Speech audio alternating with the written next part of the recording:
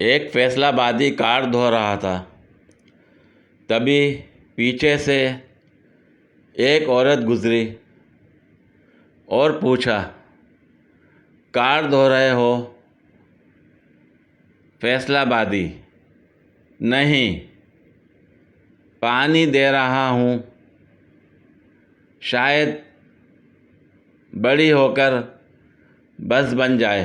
ये चुप है। लड़कियों का क्या है, एक दफ़ा खिड़की खोल के बाहर झांक लेती हैं, फिर 2 घंटे धूप में तो हम खड़े रहते हैं।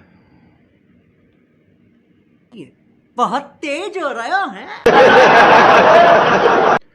कुछ दिन बाद काल मिलाते ही ये आवाज़ आया करेगी, महंगाई एक महलिक और जानलेवा बीमारी है, इससे बचें, खाना कम खाएं, फटे पुराने कपड़े पहनें, जितना हो सके पैदल चलें या साइकिल का इस्तेमाल करें।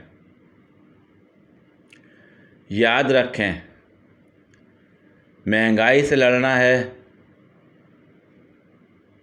हुकूमत से नहीं।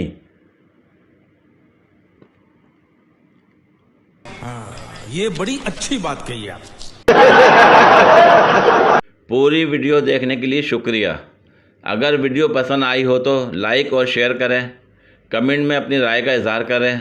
मज़ीद वीडियोस के लिए मेरे चैनल को सब्सक्राइब करें। शुक्रिया।